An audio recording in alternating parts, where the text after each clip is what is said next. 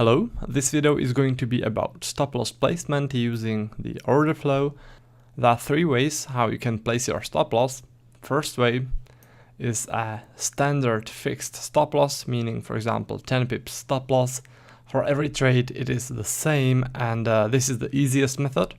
Then you can also place your stop loss in high or low of support and resistance area. I'll show you some examples later. And also you can place your stop loss in low volume area. So for example, if you went short from this volume node, then the stop loss for you would be somewhere in here, low volume area. All right. Now for this method, for the third and for the second, I use 30-minute chart with volume cell content. So the chart will look like this, those shades of gray. All right, that's the volume cell content. Now the reasoning behind placing stop loss in a low volume area is that high volume area should work as a support or resistance zone. So this area should work as a support or resistance zone. In this case, we expect selling a reaction like this, so it should work as a resistance zone. And if the price goes past this heavy volume area, this is the heavy volume area, then the resistance failed, and you don't really want to be in that short trade anymore because the resistance has failed when the price goes past it, all right, past this area. So that's why you want to place your stop loss in low volume area behind those heavy volume areas, which work as a support or resistance zones. All right, so that's the logic. Let's now jump into some examples so it's more clear. So imagine this double node is your resistance. You want to see a reaction like this, and stop loss in this case would be in here. You would place it above this area where the double node got created. All right, so this would be the ideal place for take your stop loss. That is if you of course didn't use the fixed stop loss. All right, now in here imagine you have a support at this level based on this significant volume cluster, so you expect a buying reaction from there. Now this whole area has the low in here, so one tick below it, this should be the stop loss. This is the area I'm interested in, this little rotation. All right, this is the low of this rotation area, and that's why I placed the stop loss there. In this example, this is a strong support,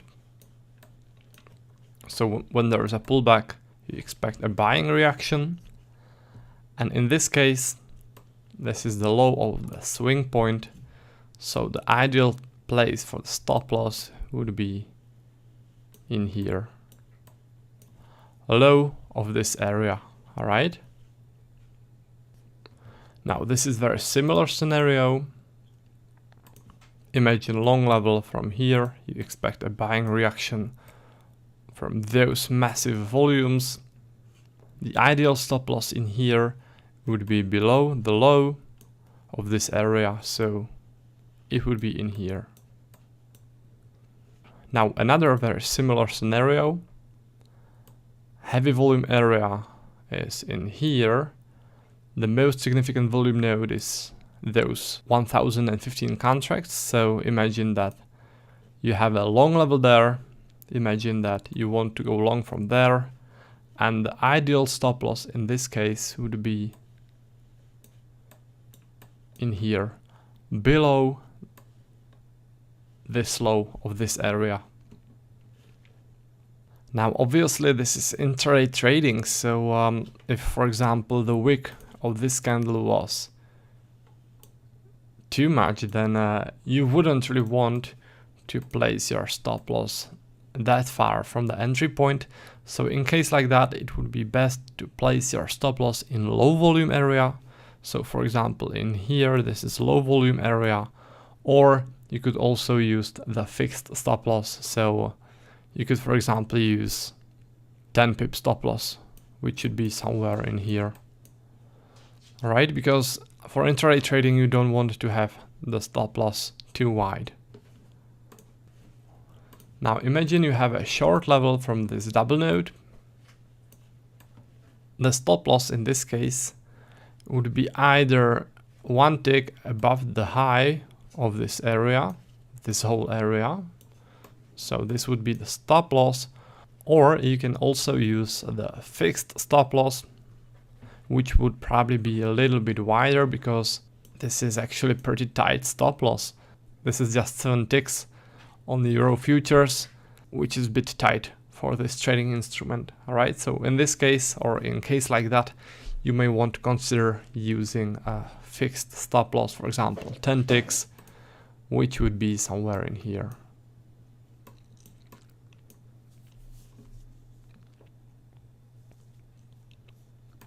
Now, in this case, it is pretty simple. Significant volume area, support in here, this high volume node. You want to go long from there, and the ideal stop loss, in my opinion, would be in here, below the low of this area. In this example, there's a double node, which means support. So you want to see a buying reaction from it, and the stop loss in this case could either be one tick below the low of this area, so in here, or if this is too tight for you, because it would probably be too tight for me, so in this case I would probably use a fixed stop loss. So if it was 10 ticks, then it would be in here. All right, because this would just be too tight stop loss. Now I must say that this is sort of a matter of preference. There are a lot of people, a lot of order flow traders who prefer to use very tight stop losses and who expect exact reaction to the level, and they use a high risk reward ratio, so they try to catch a trade with a very tight stop loss and then take a huge profit from it.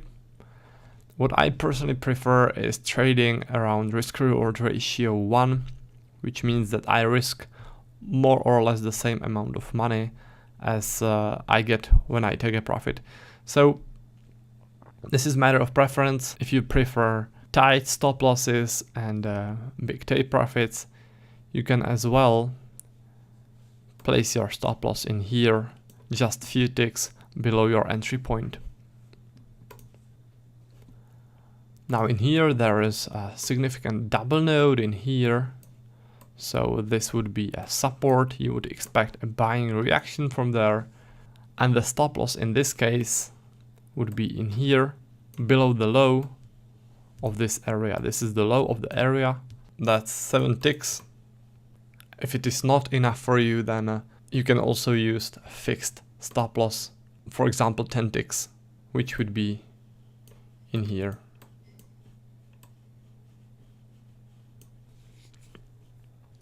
Now in this case there was a strong downtrend, and within that downtrend 2 significant high volume nodes, also pretty massive volumes in here, so this could work as a resistance. I would expect a selling reaction from it, and the stop loss for this trade would be either at the top of this swing point of this reaction of this area, so it would be in here. In this case, it would be 7 ticks, and if this isn't enough for you, then you can also go for the fixed stop loss and have the stop loss set, for example, in here.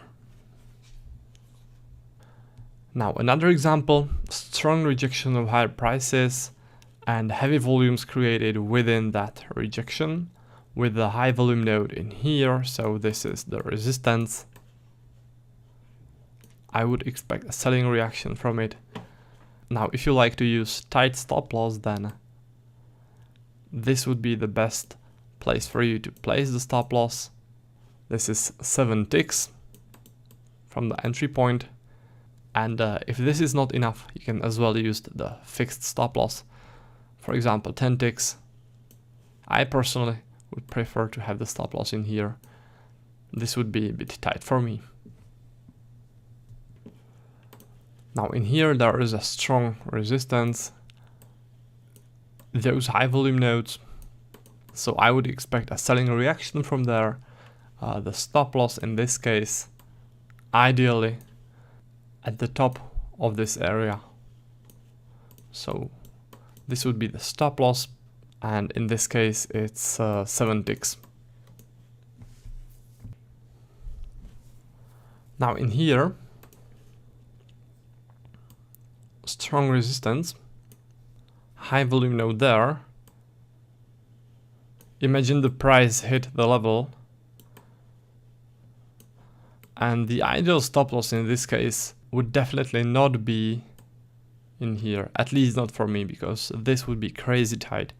So in a situation like this, when the stop loss would be really too tight, you definitely want to use the fixed stop loss, which could for example be the 10 ticks somewhere in here. But this would definitely be too tight. Now in here, this is a strong support. My long level would be in here,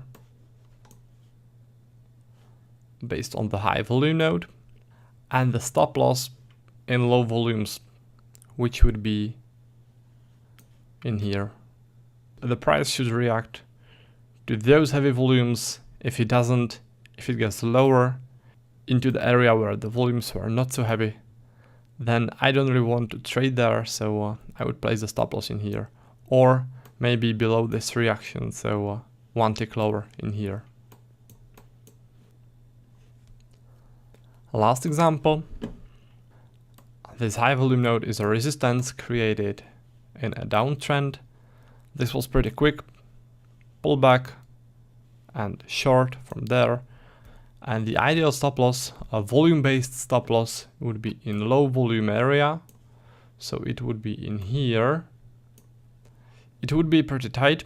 So if you're not into taking such tight stop losses, then you can as well use the fixed stop loss, which could be, for example, somewhere in here. So you have some room for trade management and to let the trade breathe. All right. Now let's go into the next part of this presentation.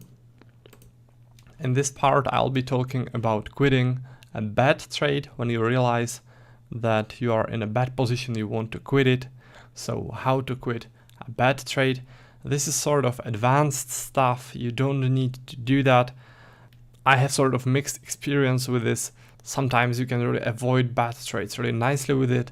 And in some cases, unfortunately, you miss potential winners because you just jump out of the trade too soon. So this is advanced technique. You don't need to use this one if you don't feel sure about using it, all right? So when you want to quit a bad trade, when there's no reaction to your trading level, no reaction at all, the price just shoots past it, there is a pressure which goes against your level, buying or selling pressure, and the price shoots past your level and the pressure continues. So if you look at the picture, price goes downwards. Imagine that there is a support. You entered along from there, but there's no reaction. There are selling imbalances. Delta negative. The next footprint delta is also negative. You have big numbers on bid, which means aggressive sellers pushing the price downwards, heavy volumes below your entry point. This doesn't look good. So what you want to do when you identify a bad situation like this, you want to quit at break even at the place where you entered. So when there is a pullback, if there is a pullback, then you want to quit in here at break even. Now to identify those bad trades, I use a 5-minute chart and the bid-ask visualization of the footprints. I do this in order to see the aggressive buyers and aggressive sellers. Let's now have a look at some examples so it's more clear. Selling activity. Imagine that this is your support. You go long from there, but the price goes past your level without any reaction, and you see that there are selling imbalances.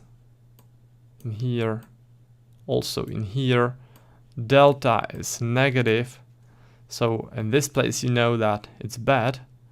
More selling imbalances, those selling imbalances in here, the price is below your level, the whole 5-minute candles below your level, which is another warning. So when there is a pullback to your entry point, this is the best place to quit your trade. Don't hope that the price will turn and go upwards, because the sellers are clearly stronger in here, so you want to quit your trade when you are offered a chance. And this chance doesn't usually last too long, so you need to be quick, alright? Another example, imagine that this is your resistance level where you go short from. There's no reaction to the level, there are buying imbalances, aggressive buyers pushing the price upwards, strong buyers in here, delta is positive, whole 5-minute candles formed above your level, which doesn't really seem good. Still, delta is positive, so when you are offered a chance to quit at break even, you should do it. Now another example, imagine you have a support in here, you went long, but there's no reaction at all, the price is still slowly going through your level. Huge numbers on bid, there is a selling imbalance.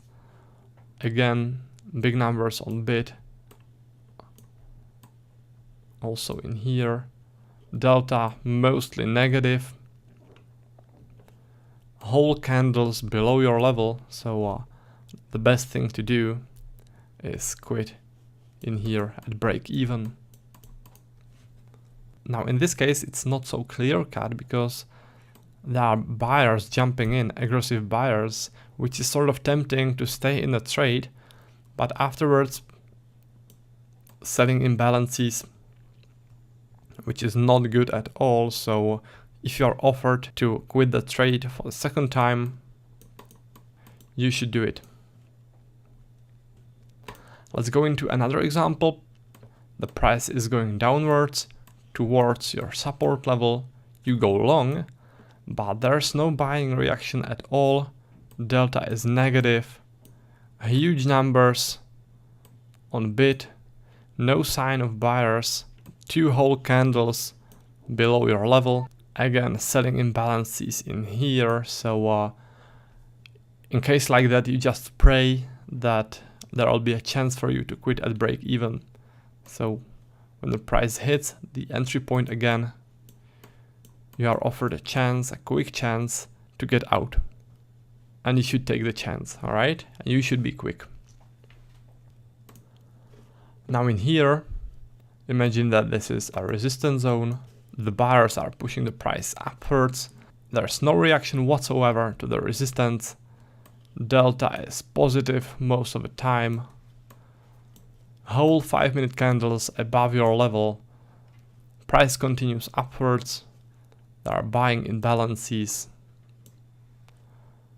No reaction at all to your level. Now in here delta is close to 0 or slightly in negative numbers, but there is not really any sign of aggressive sellers. So this whole situation doesn't look very promising with a short trade. So the best thing to do, wait for pullback to break even, and if you are offered a chance, you should take it and quit the trade in here. Alright, so imagine that this was a resistance, you went short from there, but there's no reaction whatsoever. Delta is positive. it's really positive, and there are also those buying imbalances, and this is real bad because you see that the buyers are aggressive, way stronger than the sellers. They are dominating the market, pushing the price upwards. There is a rotation above your resistance level, which is also bad. So when you are offered a chance to quit at break even, you should take the chance. All right, in here at first touch. Now this is very similar scenario. The price is going upwards. Imagine that this is your resistance level. You went short from there, but delta is positive. Also in here, delta is positive. No reaction whatsoever to the resistance. There are buying imbalances. The price goes above the resistance. A lot of buyers in here, a lot of aggressive buyers. So when you see this, you know it's bad. And then there is the rotation above your resistance, which is also bad. What you want to see is a quick reaction to resistance, not a rotation above it. Alright, so it seems that the higher price was accepted and there is some temporary balance above your level. Doesn't seem good at all, so when you have a chance, you should quit your trade at break even. By the way, this is also the reason why I like to use wider stop losses for those intraday trades using the order flow, because I have some room to do stuff like that, to watch the order flow and decide whether I want to stay in the trade or no. If my stop loss was too tight, let's say like 5 ticks, it would be, for example, in here, I would just take the stop loss and that would be it. But this way, there is some room for the price to breathe and for me to think about the situation and possibly to quit the trade at break even if I don't like the development. Alright, so this is also the reason I like to use wider stop losses. Alright, last example. Imagine that this is your support. You went long from there. Price went towards your support pretty aggressively actually. There are selling imbalances, negative deltas. As the price shoots past your level, there are also selling imbalances. This doesn't look good at all. Then you see those big numbers on bid, and this is sign of aggressive sellers at the low of the footprint. And this is a thing which usually gets tested. Heavy volumes at low of a candle, so especially in a trend. So when you are offered a chance, you should quit the trade. You can do it right here, or you can do it after this whole footprint got formed below your support. So you can also quit in here. But I would probably quit in here because of this. Heavy volumes like that at low of the candle in a downtrend usually get tested, like they got tested in here. So that would be the warning for me, and that's why I would quit the trade in here in this footprint. Alright, so that's for this video, guys. I hope you found it helpful. Now again, let me repeat that you don't need to manage your trades like that. You don't need to quit a bad trade like I showed you, because this is really an advanced technique, and if you are new to order flow, I would just use a standard stop loss and not to try to quit your trade at all at break even like this, because most likely if you don't have the experience, this would just make you miss a good winning trade, because you would get scared too soon and you would quit too many potential winners. Alright, so that's my advice on this advanced method. So anyways, that's for this video. Thanks for watching, and I'll see you in the next one.